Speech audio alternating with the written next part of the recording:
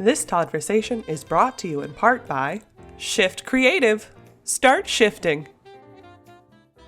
With promotional consideration from Volcano Produce. Hey, hi-ho, everybody. How are you? I hope you're doing good. You know, I open up my show all the time talking about this. I hope everybody's doing good. My wish for you today is that you're having a good day. And if I think we all think like that, who knows? Maybe the world will have a good day. We should all kind of channel that positive energy, start our days off like that. What do you think, Dan? That's a worthwhile thought, don't you think? Just channel positive energy. Yeah, that's what I'm talking about. I'm excited for our show today. We've got a really cool cat that's going to hang out with us talking about a brand that everybody's heard about and everybody's talked about and everybody's wondered about. Well, we're going to talk about them today and get a little bit of detail, see what they're about. So please, without further ado, welcome my friend who is the Senior Vice President of Strategy and General Counsel at Plenty. Please, everybody, give it up, my brother from another mother, Dan Malech. I'm appreciative of you being here, my brother. This is going to be a fun day. Thanks for having me, Todd. It's great to be here. It's an honor, my man. It's an honor. I mean, you know, I've enjoyed your company. I've enjoyed talking with you and getting to know you and how your brain works and the way you think. And it's just, you know, having had the opportunity to be at your farm and to see it firsthand and then to get up here and talk about where you all heading. I'm excited. This is going to be a fun day. All right. Cool. Let's get into it. So one of the things I do differently than a lot of folks is I don't do read bios and all that other crap because it's just better coming from your heart. Let people know. So if you wouldn't mind, give everybody a quick little 411 on who the hell you are and how you're hanging out with me today. Yeah, perfect. So I'm Dan Malech. I'm the Senior Vice President of Strategy and General Counsel at Plenty. Plenty, for those of you who don't know, is a indoor vertical farming company. We like to think of ourselves as one of the leaders in the space. I've been with Plenty for a bit over 5 years now. For those of you who haven't had the pleasure of working at a startup, it's basically dog years. So I'm like, you're like 120 years in now, aren't you? You're going to need to give me like a gold watch and a pension one of these days. But so yeah, spent the last bit at Plenty. Been pretty fascinating to kind of be right in the mix and kind of helping navigate Plenty through the growth phase that we're in. Prior to Plenty, I had a background working in industrial biotechnology, synthetic biology at a industrial fermentation company. Pretty different industry, but actually some interesting parallels and crossovers via scaling biology through technology. Right. And then prior to that, I have a background in corporate law, deal making, et cetera. So, did my early career doing venture capital, mergers and acquisitions, debt financing, all that good stuff. So, and now you're at a startup. I mean, it's just like a combination. That's like it's like the fruit in the loops right there, right? It's like, I love it. Plenty is an exciting place. It's an exciting brand. And if people don't know what you all are doing, it's certainly worth getting into and looking and reading a little bit what's out there. I know your backdrop has inside one of the houses, got the walls right there that you're working on. My backdrop's the globe, right? Because I'm thinking like the future of ag. So I'm digging this we got a little yin and yang going right now, which I'm digging. But to frame it up for everybody, I'm going to get a little more into it with you and get you a little more deeper dive. But what you guys do in a nutshell, and I love this, and I absolutely stole this off your website because I thought this is the best way to kind of frame up in somebody's mind what you guys are trying to accomplish and what you are accomplishing, quite frankly. But your yields is basically 350 times norm of what most are out there. So to put that in perspective, what you guys can grow in the measurement of a soccer goal, right? What you can grow in that space basically would be the same as somebody growing across the entire soccer pitch. That's pretty crazy when you think about that, how much you guys can pull off in such a small space with the resources that you need, et cetera. So if you wouldn't mind, my first opening question, get a little deeper for me. Tell everybody what Plenty is. Yeah, absolutely. So, thanks for the plug on the soccer pitch analogy. We always think that's a good way for folks to. I think it's great. I think it puts it into reality for people. Yeah, absolutely. So, for those of you who kind of can't see the backdrop here, basically what we do is we take agriculture, so growing fruits and vegetables, and we bring it inside. Not only do we do that, but we condense it. And one of the ways that Plenty does it is we have a proprietary and very unique among indoor growers vertical architecture, where instead of growing flat on the ground like traditional field agriculture does or greenhouse, or in stacked vertical systems where you have horizontal layers on top of each other, we actually flip the field on its side. So what you're seeing behind me here is a series of hanging towers with plants growing out either side of it, that come together to form a very long wall in an enclosed space in one of our grow rooms. Interspersed between those walls of plants are lighting and ventilation. And what that architecture lets us do is basically take a field and fold it up and put it inside, then give it the perfect recipe, whether that's light or airflow or temperature or humidity or nutrition, and give that to the plants every day, 365 days a year. One of the things that our architecture allows us to do is really play with the environmental conditions. Because of the way that we have things configured, we can do things with light and we can do things with temperature that you just can't achieve in the field, and is actually hard to achieve in other indoor growing systems as well, because we're really pushing the extremes of what the control is able to do. Right. And what that results in is very, very high yields, very good quality, and a very high degree of consistency. So that's really our architecture and the value proposition in a nutshell. Yeah, it's amazing. Like I said, having been there and having seen this for myself, right? It's a trip, and it's pretty amazing. I mean, and you guys are very heavily funded, probably one of the best out there to be funded of all these of all the folks that are out there today. Your valuation is probably close to 10 billion if I was doing some quick public high school math on that. And you only have a couple of farms. You guys are just kind of getting going. And I mean, you've been going. Let me rephrase that. Not getting going like you started yesterday, but you're not global yet. By the way, you notice I used the yet word in that. Just I dropped that in there just for conversation piece, but nonetheless. But I mean, when I think about all that stuff and I think about the space, and that I'm pretty connected to the space, I believe in the space. I talk about the space. I see the value in it. I'm a big proponent of it. I love what you're doing today because it excites me what that means, what's going to look like in 5 years. And I think that's the part about the space a lot of people forget to incorporate into that thought. So tell me a little bit, when you look at a number like that from your perspective and where you're at, your 5 years of being there, from starting there to seeing where you are now. What's that say about what you guys are doing and what you're going? And more importantly, what's it say, that the future of ag is going to look like? Yeah, I think, maybe at a high level, there's two answers to that question. I think in terms of, where did we come from and where are we at now? I think fundamentally what we're in the business of, or have been in the business of, is innovation. And innovation isn't free, it's not cheap, it's not easy, and it's not quick.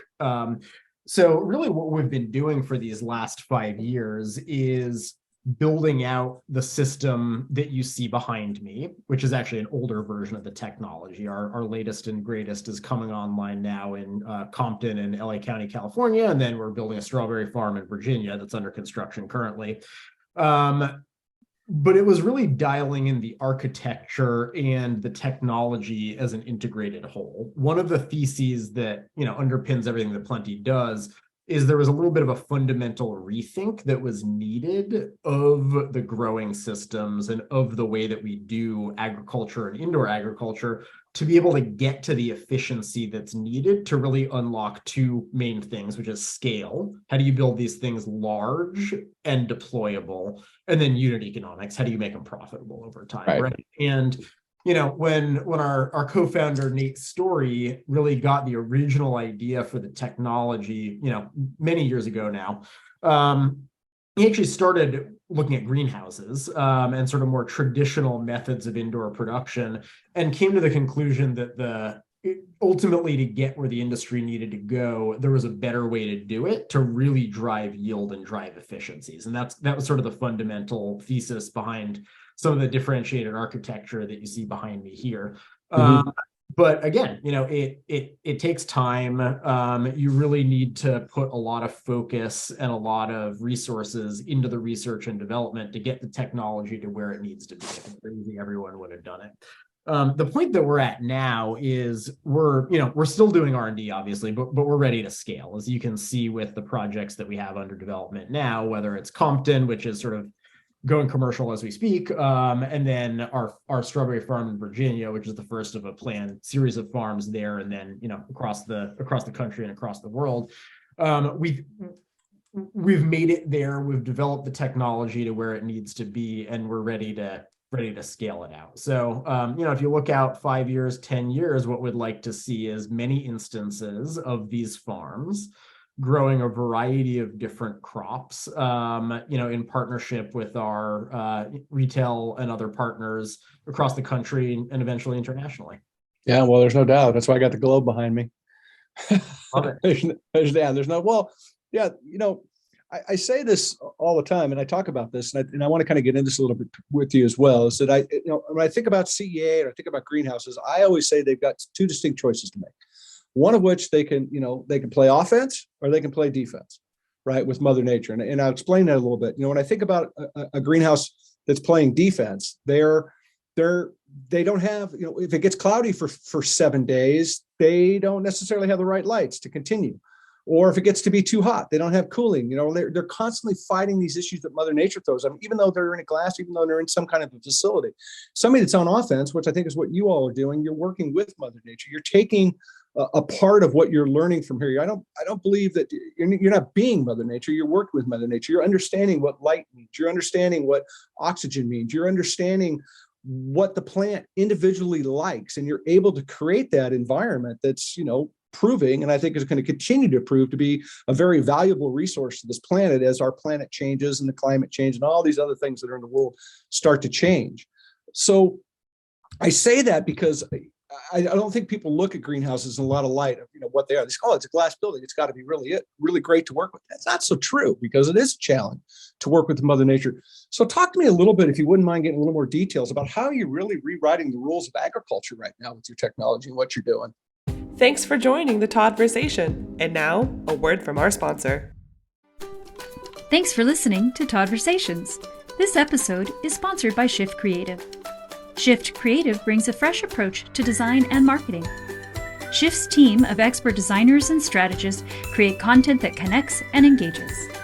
Our clients are a collaborative part of our process, working directly with the creative team to build their award-winning projects. Specializing in branding, messaging, packaging, marketing, and websites, with decades of experience serving the food, agricultural, service, and tech industries, Shift can help your brand to tell its story. Visit startshifting.com to get started. Make a difference with your marketing.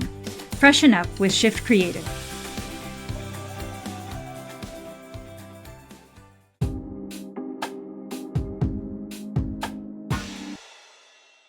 Yeah, absolutely. And, to start with, I'd say, I think that there's a place, whether it's traditional farming, whether it's greenhouse, or whether it's what we're doing, I think there's a place for everybody in the food system right now. Absolutely.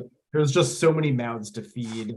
One of the reasons that this is both a challenge but also a really big opportunity is if you look at the global market for what we're all doing for food, and then even kind of narrowing it down to specialty produce, it's just enormous. It's such a big market. Everybody's got to eat, and there isn't enough of it currently to go around. So I think fundamentally each way of growing is going to have a place for the foreseeable future and has its strengths.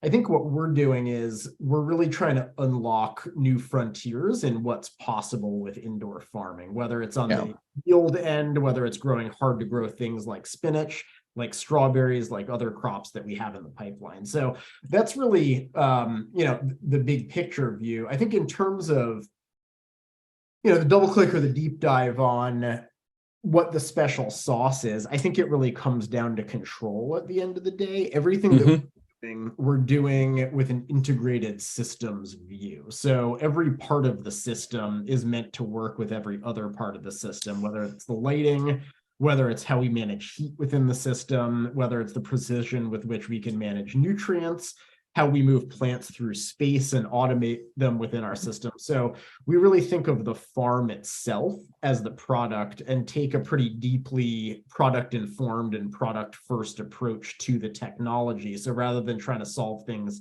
in isolation, what we've done is solve things as a unified whole and as part of a cohesive product that we can then deploy.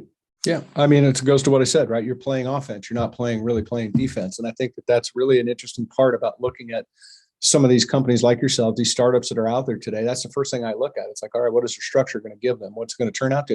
And look, the industry's having its issues. It does what it does, like any good growth industry. It's going to ebb and flow. But what I find so amazing and I find so fascinating that I said earlier is this, it's what you're doing today and 5 years from now is what's going to be so impressive to see. I can't wait to see some of the things that are coming. I mean, I know, in the time that I was there, there's 10 other things that nobody saw that were, somebody in a back room was working on, which I think is super freaking cool, right? I love it.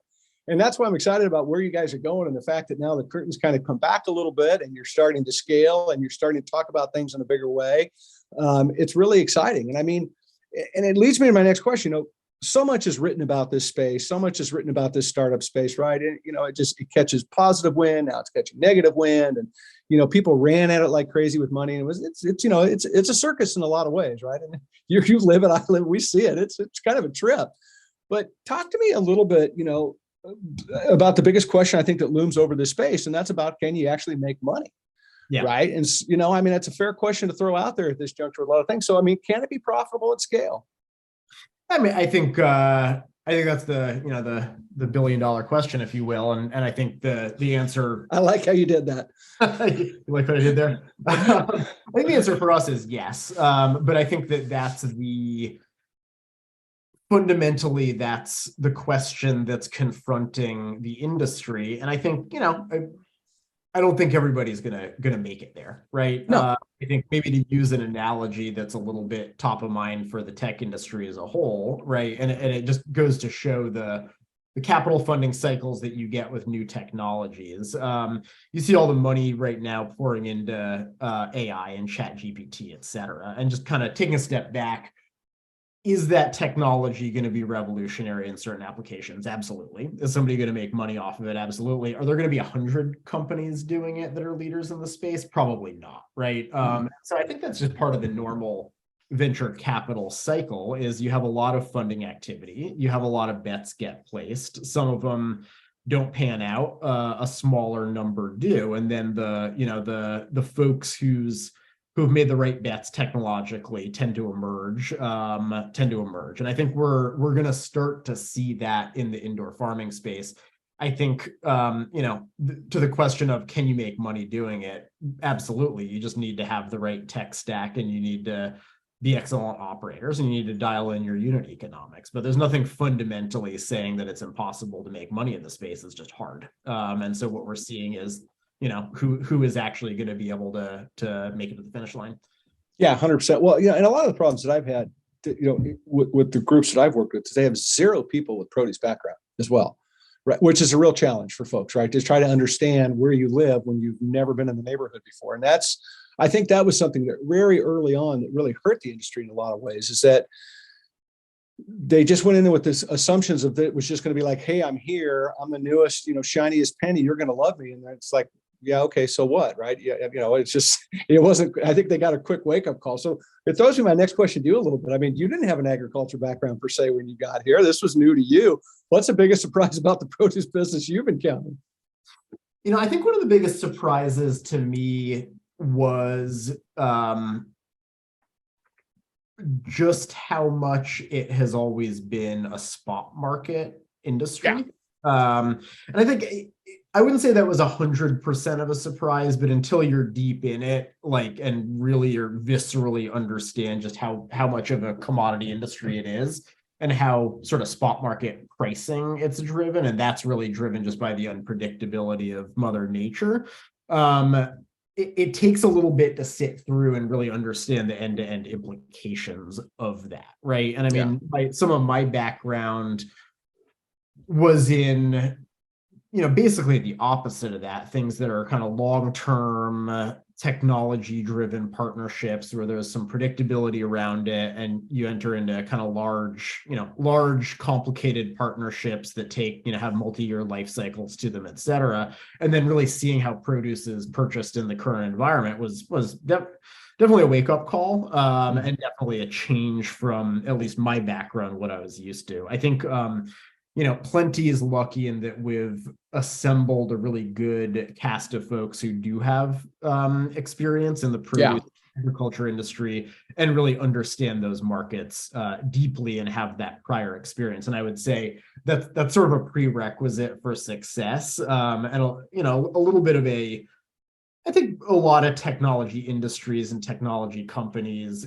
go through this where they've invented what they think is a better mousetrap, but then they have to go and sell the mousetrap. Correct. And there's already a large market for mousetraps out there, and like you're not just going to sail in with your new mousetrap and it'll sell itself. There's a whole thing behind it. Well, 100%. And I think they got a real wake up call, because I think the early marching orders for a lot of these companies when it first started off was like, oh, we're going to replace Salinas, right? And it's like, that is not the opening ball you want to throw out there, right? You just want to make sure you can actually fill a PO 5 to 7 days a week, 52 weeks out of the year. Start there, right? Create, type of deal. And I think that's really what messed them up. And then it was like, well, we can match the price too, which we all know, to your point earlier, that when you start thinking about innovation not being cheap, and and I always say cheap has a hidden cost, right? And you start to put that money back into it. It certainly is a challenge for people to get, and that's why I think where you all have kind of walked into this. You haven't run into this in my opinion. I think you've walked into this with your eyes open. I know the time I spent with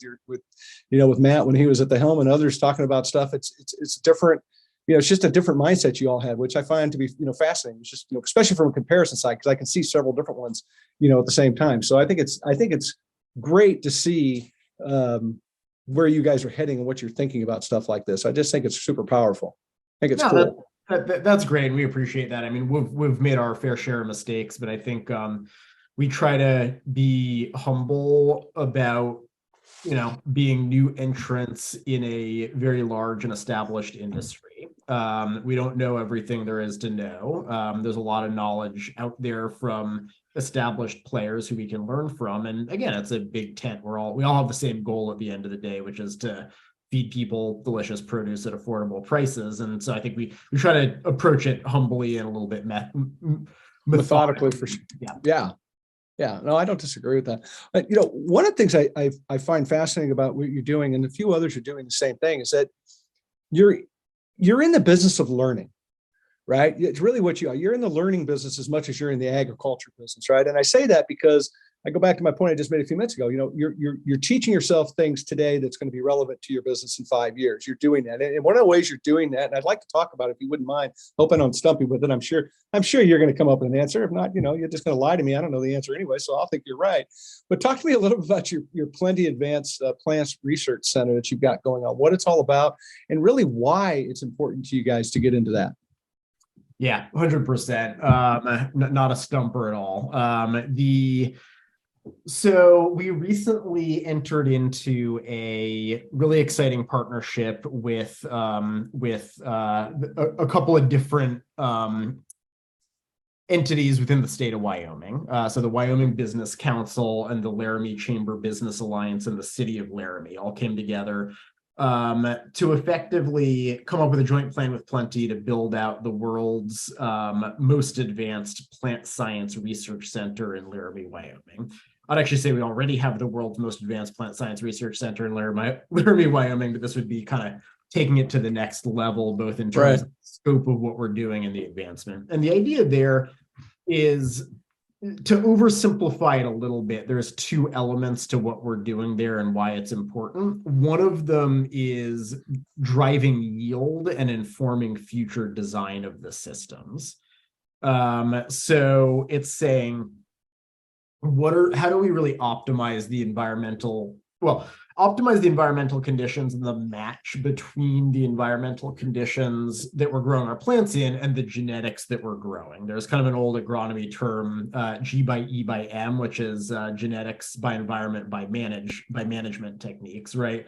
And the unique thing about our farming is we control all three of those. So one of the major things that we're doing up in Laramie, and we'll continue to double down on with our new Plant Advanced Research Center there, is dialing those three levers in to really drive the unit economics of our system while also maintaining flavor and quality. And again, to your point about, hidden cost to cheap, I like that phrase, by the way, I'm going to steal that one.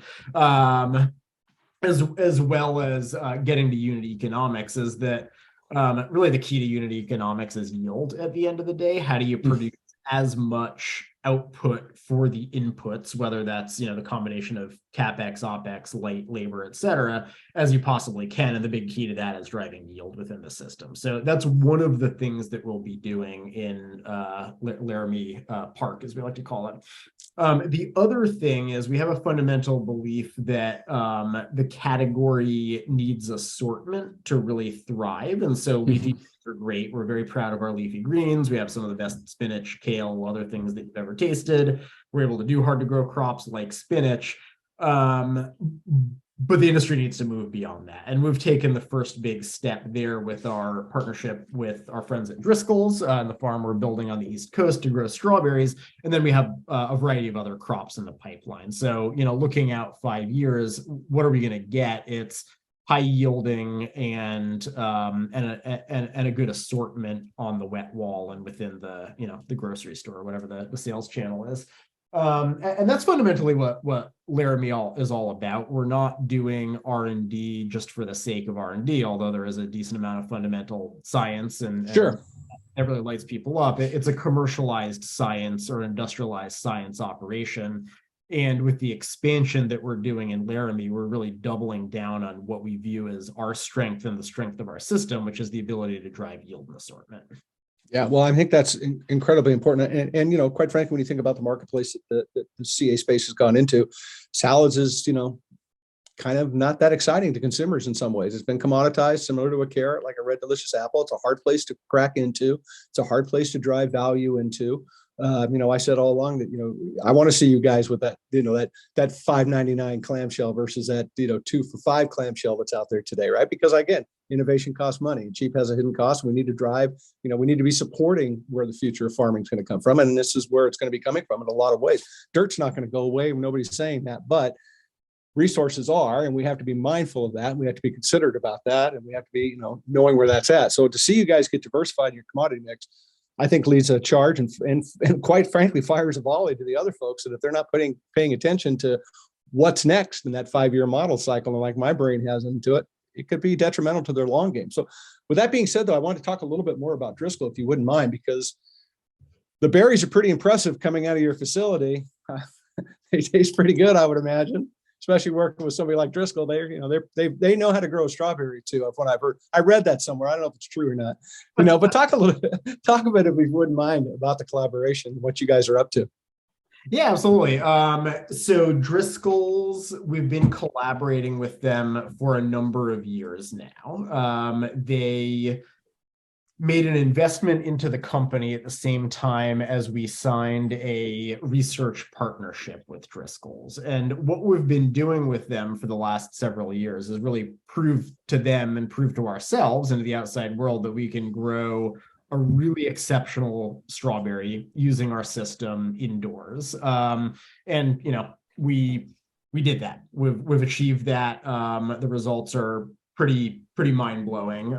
Really, really high quality strawberries at approachable economics. The next step and what we're doing now is really expanding that partnership commercially. And the first big step of that is we're currently building a full-scale 2 million kilogram per year output strawberry farm in Virginia to supply the Northeast and kind of mid-Atlantic markets. And it will be a farm producing Driscoll's genetics and being sold under both of our brands. So it's Wow. Really exciting. And the partnership mirrors where Plenty is, which is making that big jump from intensive R&D to commercial scaling.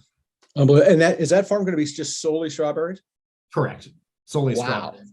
I would note Wow. that we have space on the site that we've secured to build, let's call it up to 10-ish million kilograms of output. So the plan over time is to build other farms of other crop varieties. So eventually it will be a full-scale multi-crop campus, but you got to start somewhere, and we're starting with strawberries. Well, I would too, brother. I mean, I would too. It doesn't, if you got a partner like Driscoll that's looking at this, I mean, that speaks volume to what we said earlier. It speaks volume to what the future of ag looks like, right? The reality of it is what it is. And I think it's going to be very interesting as we start to put commodities like you're doing, leading the charge like this, close to the consumers and around areas and metropolitan areas and where it could be, and in the food deserts and et cetera, and globally. Right. I look at that. I look at the Middle East and some of these other countries, Africa, some of these places where this technology, well, granted, it's not ready for that, a lot of it there yet for that type of scale, but boy, it's coming. It's going to be a really unique planet when we get to figure out how we're going to put better food in front of, starving populations and making things available. I think it's going to be really cool to see it unfold. It's exciting. 100%. And really part of what we're doing is it's not a good time globally, given all of the turmoil that's lying underneath it, whether it's, things going on with the climate or whether it's geopolitics or supply chain issues. But it's a good time for the solution that we bring, which is really shortening and simplifying supply chains. So if you think about it, think about some of the amazing things that have happened with telecoms and cell phones and the ability to bypass some of these big complicated infrastructure, cables and things like that. If you think of Africa as an example of that, not to take the analogy too far, but I think we can do a version of that where you don't have to build these big complicated supply chains, or you don't have to keep maintaining these big complicated supply chains, because the technology, our technology, has evolved to the point where you can shorten it and sort of near source everything. So that's amazing. We think we're a part of that, and we can really help to make for a more resilient and localized supply chain for produce. I think it's going to be fascinating to watch, brother. I really do. And I want to get into this a little bit because I know this is an area that's important to me, and I know it's important to you. This industry is growing. You're leading the charge in a lot of ways. I want to talk a little bit about how CEA is working to get a voice in Washington, D.C., especially around the Farm Bill. If you wouldn't mind doing, I'm going to throw you kind of a two-part question. We'll talk about that a little bit, but also let's tweak it into your involvement as well with the CEA Alliance. Going to give a shout out to our boy Tom out there, because who doesn't love Tom Stenzel?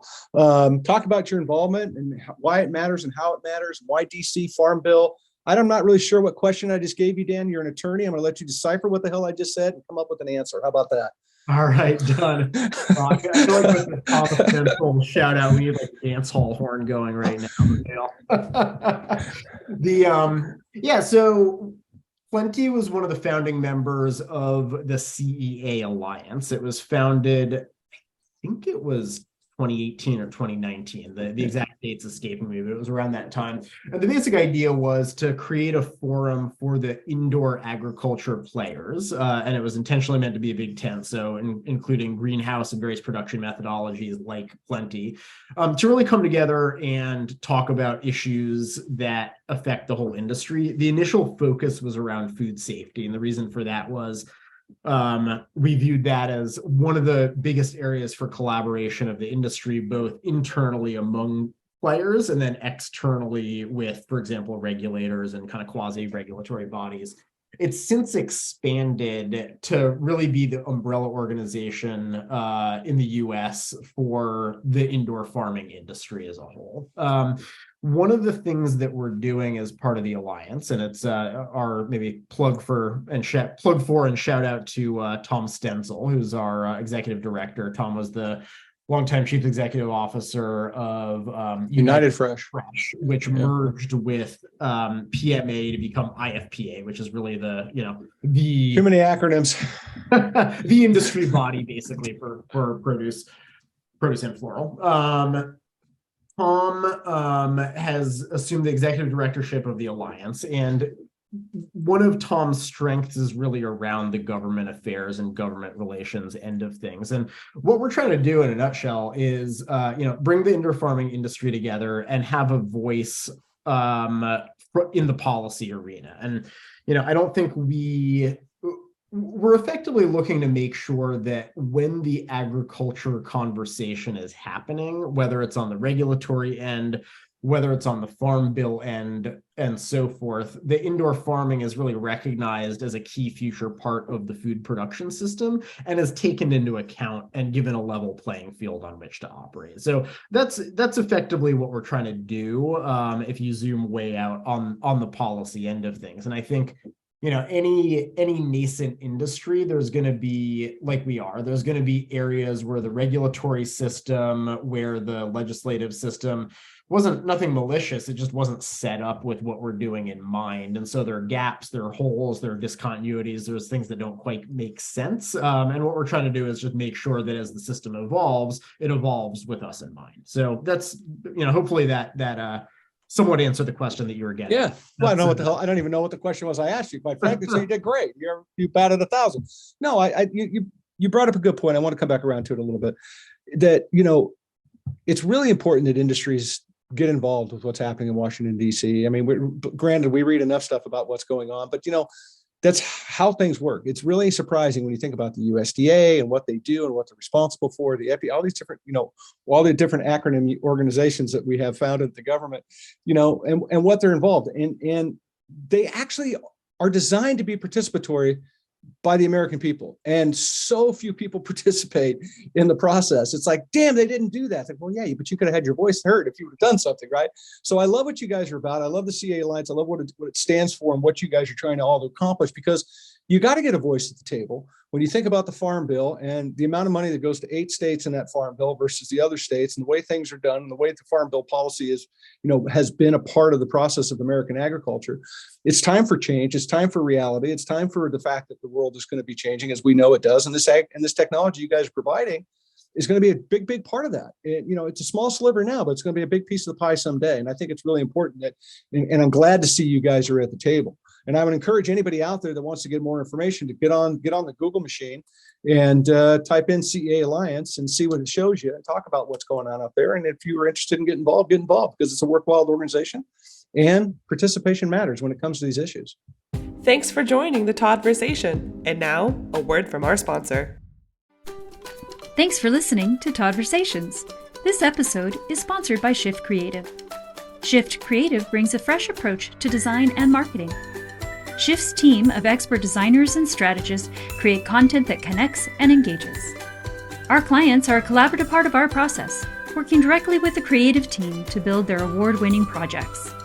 Specializing in branding, messaging, packaging, marketing, and websites with decades of experience serving the food, agricultural, service, and tech industries, Shift can help your brand to tell its story. Visit startshifting.com to get started. Make a difference with your marketing. Freshen up with Shift Creative.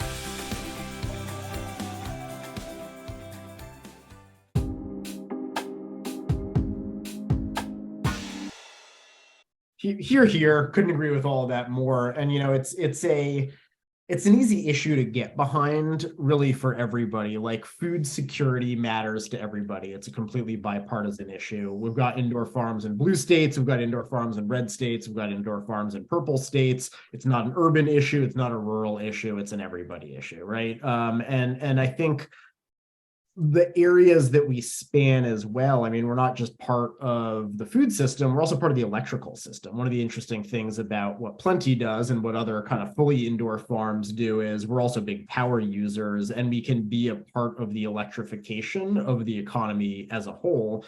And so it's not just a USDA issue, it's also an EPA issue. It's also a Department of Energy issue, right? And so making sure that all of those connections are being made and that all the implications of what we're doing are kind of appropriately taken into account is the name of the game of what we're trying to do. And yeah, just echoing what you said, Todd, it's definitely, get behind it, make your voice heard. And we think it's only upside, and it's a win-win for everybody to really, help support this new industry. Absolutely. I'm a big believer that we need to hold ourselves always to a higher standard, but I think we need to keep driving and keep continuing to grow as an industry when it comes to food, because food insecurity, your point earlier, is one of the biggest threats that can happen in this country. I share something with people on this broadcast all the time, and I'll share it with you. Go into your kitchen, open up the pantry, and figure out how many days of food you have sitting there if you couldn't get any more for 30 days, right? It's not that I'm not some doomsday or not going crazy, but we don't think like that in this country because, and I go back to the pandemic, right? When nobody can get toilet paper and everybody's losing their minds, right? Like it was like the world's collapsing. We have no toilet paper. We need to be thinking about our food system. We need to be thinking about the value of our food system. We need to understand that back to cheap has a hidden cost, right? And that in our country, we just don't value our food like we should. We don't think about it in that terms because we have excess and because we have food here. You think, and I think that becomes really dangerous. We become complacent. I don't think we should become complacent with our food because change is everything. You want to change this country quick? Feed the kids better food at school, right? It's, you're going to change their health. You're going to change the environment, all of it. There's so many different things. So when I see what you all are doing and you get involved in DC and you try to educate, because I've listened to the lawmakers up there go, oh, that's what this means, right? They have no clue. But they're going to be making decisions on, the future of agriculture. And if we don't represent ourselves, no matter what division, whether you like organics or regenerative or CEA, or I don't know, you raising seahorses, go get a voice and participate, because it's how we're going to move the needle. It's so incredibly important. So kudos to what you guys are doing. Really, honestly, I think it's great. No, we appreciate that. And thanks for bringing it up. It's a yeah. Yeah, well, people need to get involved. What do you think? As we're kind of winding down, we'll throw you kind of another final here as we get done. What do you think? What do you think CEA space from your perspective? You've been around for 5 years, been kind of playing with it. It's been a struggle for some people to find market share and this and that. Wave your magic wand to you a little bit. What do we need to do to find a stronger voice with the retailers and with the consumers out there to try to kind of come back around to what we've talked about, to put the value in this and understanding, to your point, innovation isn't cheap, and what the future is going to look like? How do we do that? I think being more mindful, I don't want to say more. I think everybody's doing their best, and I think everybody's trying. Being mindful of what's the actual problem that we're trying to solve here. Like what's the current state problem that needs solving, and then what's the future state problem that needs solving, right? And I think for most of the players, we'll just call it what it is, it's going to be a struggle to really reach parity with sort of the cheapest prices that the field has to offer when it's in season anyways, right? Right. So we're not currently solving the problem of let's make produce at the peak of the season at the lowest prices. Let's make it cheaper than it already is today.